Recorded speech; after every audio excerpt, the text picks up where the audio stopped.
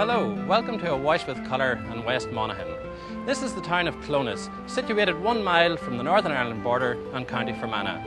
Later in the programme, I'll introduce my special guest, this town's most famous son, as we go a few rounds with a watercolour painting.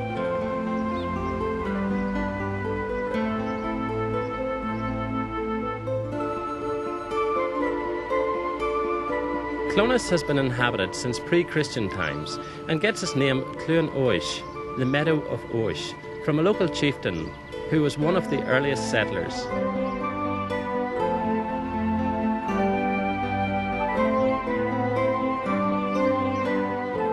The town of Clones developed from a 6th century monastic settlement founded by St. Turnach. Although there is nothing left of the monastery today, St. Turnach's grave can still be seen. The tombstone is made from a solid block of stone which stands over the grave. It was usual for the founder of a monastery to be buried in the most important grave of the settlement.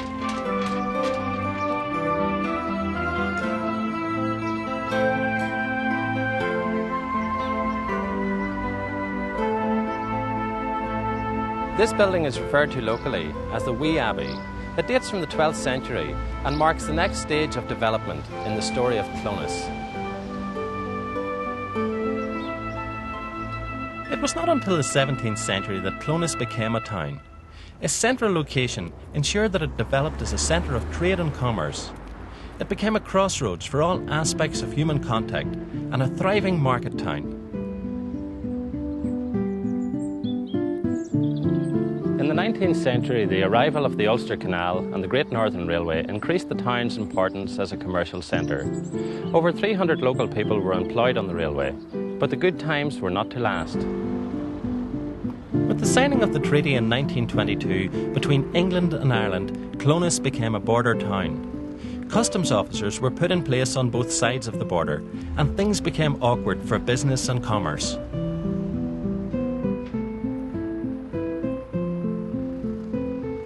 In 1958, the railway was closed down.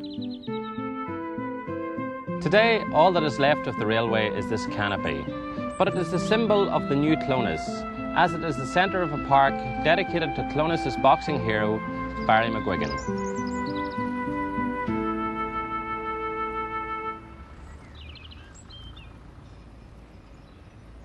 Clones has become a centre for the arts and crafts.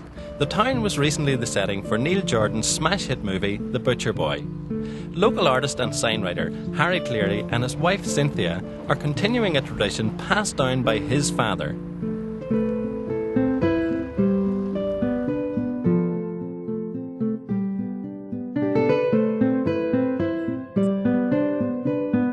I came to town doing a postgraduate programme. It was a design programme, and that's my background. And I was based in a small craft company called Clones Lace, and I met Harry when I came to town. Came here for 15 weeks, 6 years ago, and never left. Well, do you find there's a lot of demand for this in the pubs around the area? Yeah, I think we do. I think pubs have changed. We've all seen how pubs have changed in the last sort of 10 years, especially in a small country town where they used to be quite traditional and interiors weren't that important and probably very male orientated, and now you get younger people, women, you know, and small towns like this do try to compete with the cities, so we've tried to bring an element of youth and bright colours and vibrancy, and, you know, for the people in this town so they don't have to move away. And what style is that? It's actually a style called Art Nouveau that was very popular in Paris in the 20s, and I've taken the pictures from an artist called Alphonse Mucha. I thought his work was very Celtic and very sensitive, but also very bright and quite good for an atmosphere in a lively pub. It's acrylic paint mixed with a medium, acrylic medium, and then we've put over a glaze over it to protect it so it can be washed down. I still work in fashion and textiles as well. I try to mix the two. Textiles is very important in pubs. We can do the painting, but we can also look after curtains and furnishings and that end of things as well. I think people look for something else rather than sort of beer and a comfy chair. I think people like to sit in a nice environment, and people appreciate the extra that the pub goes to decorate the place and make it comfortable and relaxed and modern too. Well, the drawings on the wall of all the Gaelic footballers, do you have an interest in Gaelic football, Harry? Oh yes, yes indeed. Paddy, the proprietor here, wanted to keep his sporting crowd in this end of the pub, so he wants this place to sort of grow, you know, and when anybody makes their mark in Ulster football, we'll get them up on the wall, you know. So, oh yeah, it was part and parcel of the job. Paddy gave us the brief to come up with a theme, and between the two of us, we sort of worked out this is the way we go about it, you know. You have a great likeness in some of the figures there. So do you know all the people personally? Or something? Oh no, no. A lot of them give me a lot of trouble now, you know, sleepless nights, working at faces. Well, you're both in business together now, Cynthia. Is that business based in Clones? It is, yes. This year we've really tried to expand the business. We were lucky enough to get a Peace and Reconciliation grant, which will help us stay in town and hopefully employ people. And as the business grows, you know, we will be able to employ people and make it bigger and go nationwide. Even we're hoping to go abroad and try and do pubs abroad too, which is a great thing to look forward to. I leave Harry and Cynthia to get on with their wall mural. I'm off down the road to a small village called Aniella to meet two more artists, husband and wife team Pat and Liz Christie. They have brought together their individual crafts to form a company called Ironweave. Their creations are amazing. I use Monet's paintings, mainly Monet's paintings for inspiration. I liked Monet.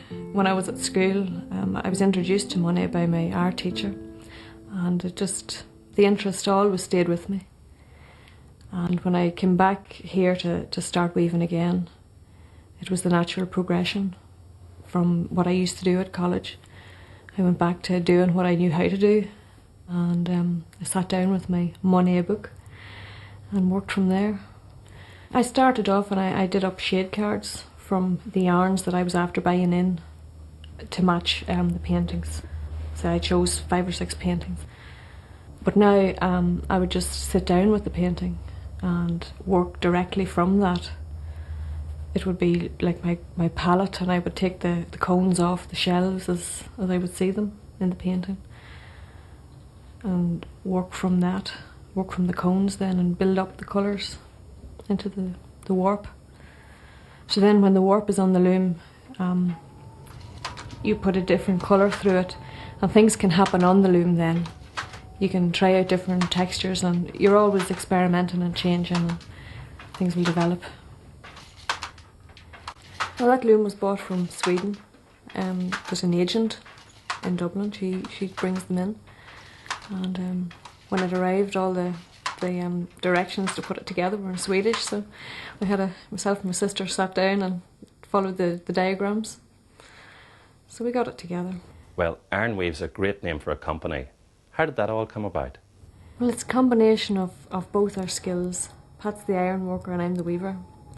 And from I met Pat, I knew that there was a great potential to combine the two skills. I just saw that there was something there to combine the fabric and the iron. So that's how the idea for the screens developed. Is it always the Gothic style that you work in? No, sometimes we would use a simpler, cleaner lines for the screen. We do a chair to go with the screen. If it's a Gothic screen, there'll be a Gothic style chair to go with it. And for the other one, we'll do a simpler chair with a freestanding mirror as well. So then Pat also does a range of candle holders or plant stands. We call it the Sputnik collection. So that's just been developed at the moment.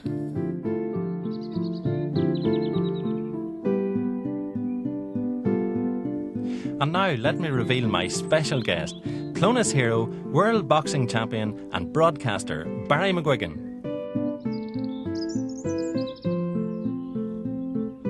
We've come here to one of the country's hidden Ireland gems, Hilton Park, owned by Johnny and Lucy Madden. Hilton has been the Madden family home since 1734 and is an old training haunt of Barry's. I always knew that I had the potential to do very well, and I knew that professional boxing was suited my style and my fitness. I had lots of stamina. I wasn't a sprinter. I had good stamina. I could go for a long time. And when I turned professional, I had to mould my shape, and there were obviously a few hiccups along the way. But I knew almost immediately that I could do very well. and then I won the British and European title, and then I went on to win the world title, and it was fantastic. Going, the whole journey was like one of those arcade rides. Fantastic fun the whole way along. It was tough, and it was obviously a great deal of commitment and hard work, but very enjoyable. And I look back at it retrospectively with great enjoyment. Well, what's the connection between boxing and broadcasting? How did that all come about? I found that a fairly natural progression. I always enjoyed the broadcasting. I always enjoyed talking about my sport. I'm fairly sort of very much a historian in boxing terms. All the way through my years of boxing, I read about all the old fighters and their styles and their techniques and the way they fought, and I knew their records, and I knew most of the old glamorous names of the 50s and 40s and 20s in the heavyweight division right back to the beginning. So I used that really, basically, having that sort of background and going into sort of broadcasting and commentating and doing blow-by-blow commentary and analysis.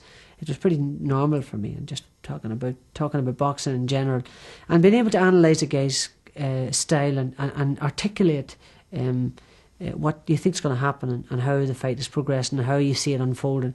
That's a skill that you never stop learning and you keep developing. And I'm delighted to be part of Sky's boxing team, because it's a huge project for me, and it's constantly progressing. We're trying to refine it and make it better and better. And there's some great young boxers out there too, and I just love talking about them. And what better way to be than to talk about what you used to do and then get paid for it. When you're not at the ringside or talking about those in it, how do you get away from it? I like to walk and work out. I exercise and train all the time, so I live a real salubrious life, eating healthy and working out. But I enjoy it. That's my form of relaxation. And living, as I say, at a frenetic pace, doing what I'm doing in show business, in inverted commas. You're travelling from one place to the other and you're doing different things. And my form of relaxation, although it sounds almost sort of paradoxical, is working out. It helps me relieve my stress, and it helps me get rid of my pressures and all of the unnecessary worries that I have. I can go into the gym and just blow them all away.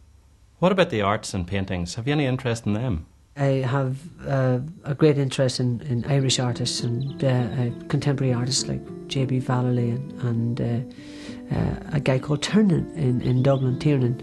And I like, obviously, a great fan of Jack Yates and Wilkes and William Connor, Roderick O'Connor, and just huge interest in paintings. And of course they're all far too expensive for me, but it's lovely to look at all these old paintings, and my kids are interested, which is great too. But I'm particularly interested in Irish artists, so I'm very much looking forward to this. Well, I have a great location for you just outside here at Hilton Park, and you should know it very well because you ran around here whenever you were training. It's one of my old haunts, yeah. Well, you'll not be painting the front of it. It's the old courtyard at the back, and there's some beautiful old farm buildings. Looking forward to that. I've never been to the back of it, so I'm looking forward to seeing it. Well, what do you think of the scene, Barry? It's fantastic. I love it. It's great. The old courtyards are gorgeous, and this is just another exceptional one. Yeah. Well, it's buildings like this that make life exciting for artists, because you can look at all the old rustic stone and the crumbling brickwork and the missing slates and tiles on the roof and the grass growing out of the spikes as well. That's marvellous. That makes life really easy for artists, because you don't have to worry about all those straight lines. You can just get in there and get a lot of character into the building. Right. How do you think you're going to handle it? I am to art what an ashtray is to a motorbike. I'm absolutely useless. But if you can do something with me, by God, you've achieved something. So I'm looking forward to it. It's a challenge. Well, I'll tell you what, I'll help you through with the sketch, and then it's just a matter of getting on all those colours and letting the washes blend into each other. And I'll keep you going through step by step, so that whenever we're finished, you'll have something that you're going to be proud of. Great. So over to you. Hold you to that. If we start with this corner of the courtyard as it comes down, and we'll just establish that line first, and then we work everything else out from that. So off you go, just about there.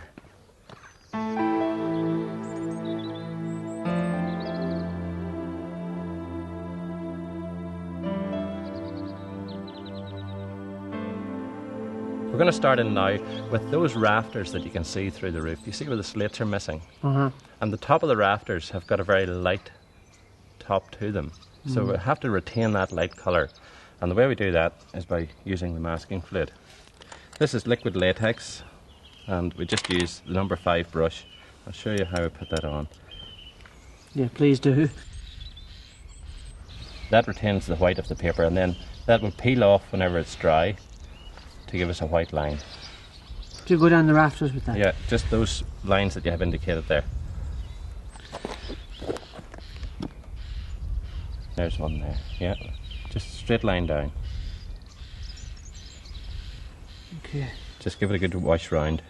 You see, it's liquid rubber, and it dries in about 5 minutes.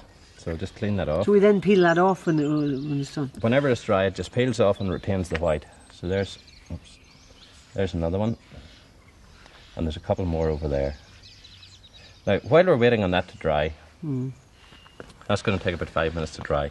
We'll go ahead now and start washing in some of the wall colour. Okay, this is the difficult part. No, not at all. Very simple. There's nothing about this difficult at all. So the walls are going to be a mixture of raw sienna with a bit of crimson. Raw sienna is just a yellowish colour. And a little bit of crimson into that. And this is just an underlying colour. So, beautiful colour. Yeah, you see that? Yeah. Starting underneath the roof and coming right down, block that whole thing in, but work around the window there. Okay. Right, good. Now take this whole section with you before you move down much further.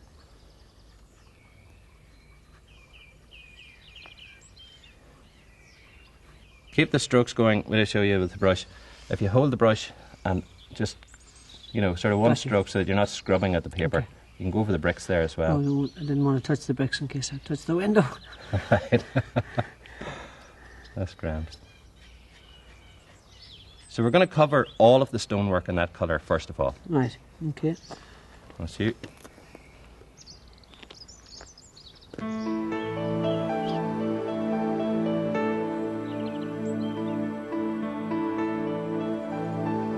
That's most of your slate colour on now, Barry, and you can see how that's pulling the whole thing together. And still not getting difficult.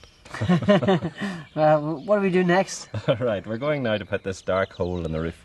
You see where the slates are missing there, and it's all dark in the interior. So this is ultramarine light red, the same colour that we used more or less for the slate colour itself, only more intense. And just bring that right down over.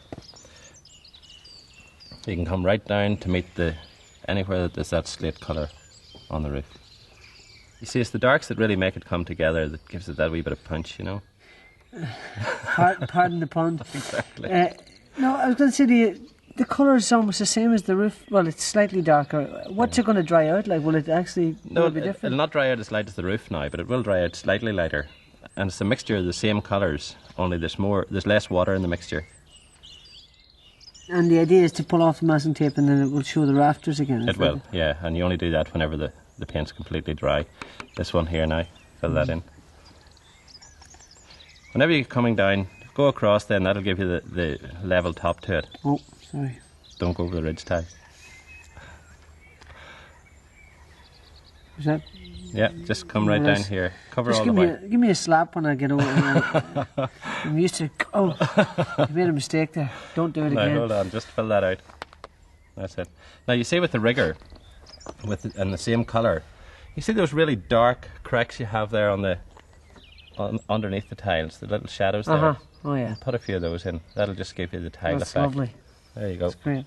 Follow the pencil line that you have in.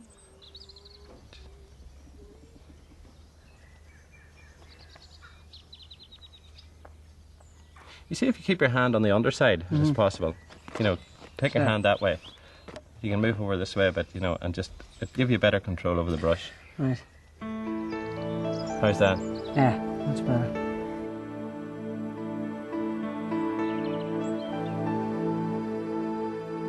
Now, do you see how the dark windows really give a bit of impact to the building now? It's really starting to come together, and it's not until you get those darks on that everything does start to fit in. We still have a lot of shadow work to put on the buildings, and that's really going to make a three-dimensional effect. It's going to give us really good three-dimensional effects in the building. But first of all, we'll go and put in the doors. Right. And it's that beautiful purple colour. It's like flecking paint. And how are you going to achieve that? Well, that's a mixture of crimson with cerulean blue. And we'll just use the number 5 I've thinned this down quite a bit with water, but I think that's close enough, is it? Beautiful. So off you go. And once you're putting in the doors, put them in planks. So leave little bits of space there, for instance. Leave, you know, some white between the planks on the door.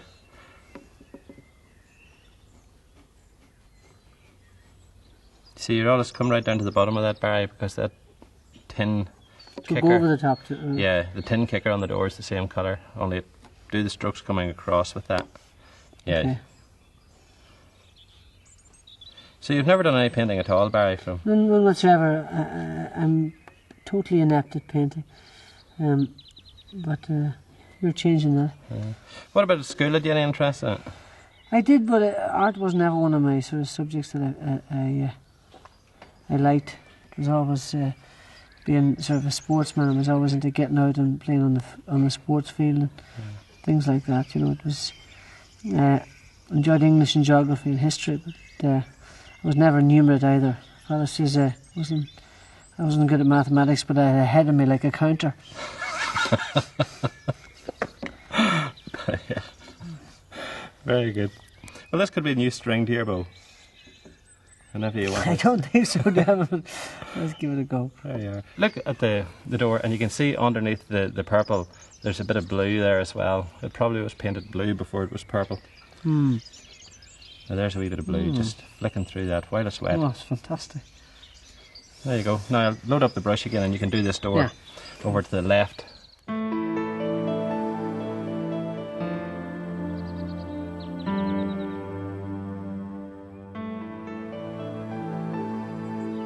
Well, that's enough of the shadows now, and you can see how the shadows have given a three-dimensional effect to the painting. Fantastic. But now we'll start with the grass up on the roof. It's not often you get grass growing on a roof, but it's so good to see it actually.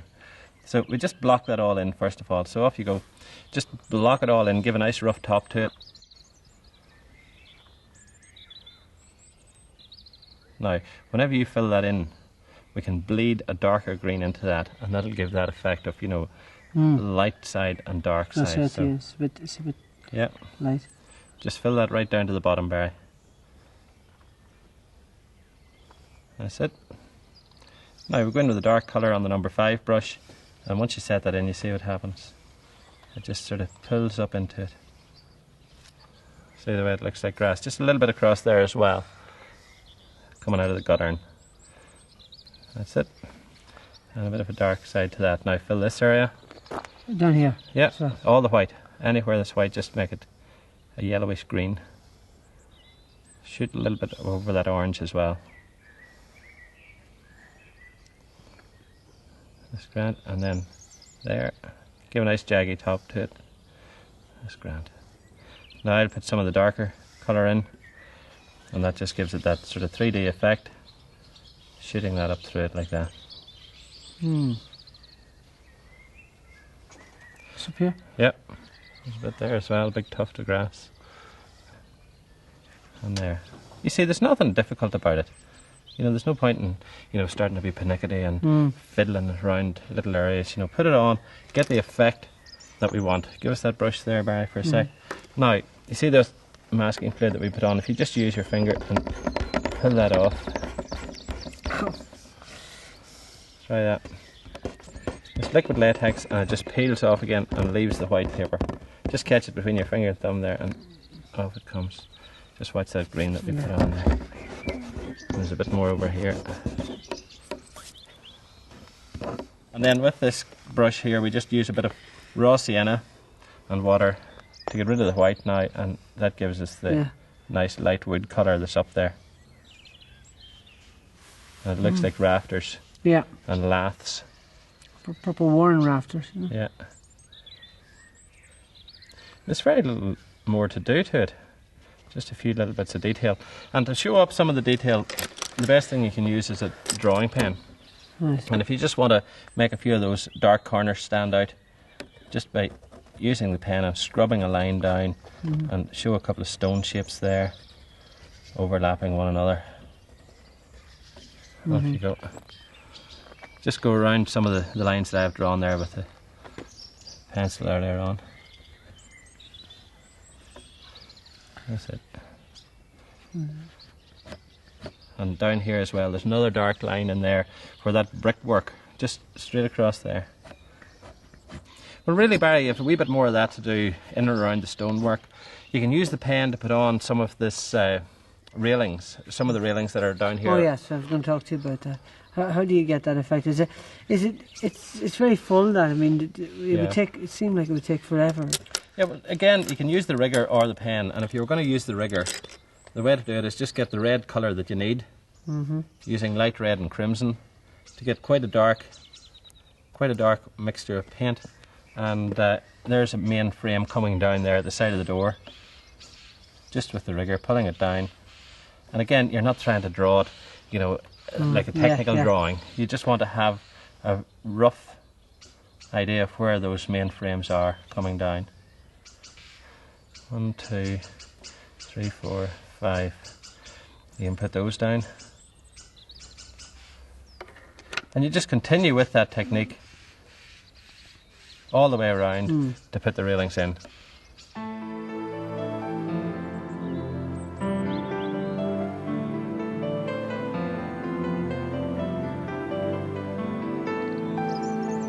That's fine, that's quite enough of that. So tell me, what do you think? Fantastic. It really is great. God knows. I never thought I could ever come out with something like that. You've done a marvellous job, and thanks, it's been great. I really enjoyed it. Well, I must say, Barry, you're not a bit heavy-handed. I'm glad my opponents don't agree with you. Well, do you feel a career change coming on? No, I'm afraid not. I will if you guide me through it carefully. But I tell you what, it's changed my my views towards it. I'd like to try it more often now. As I say, I'm an art fan, but I've never thought of trying it myself until you showed me the way. So what's left to be done? That's it. All you have to do now is sign it. So off you go. Just down here. Right. I've done this before.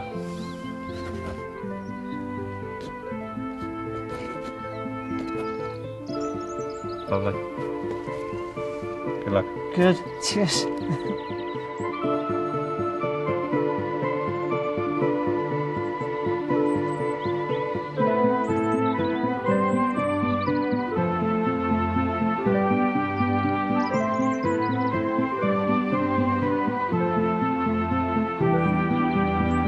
Barry was certainly knocked out by his first painting in watercolours, and will soon have it framed and on his wall. In the meantime, I'm off to find more painting locations, so join me next time on A Wash with Colour.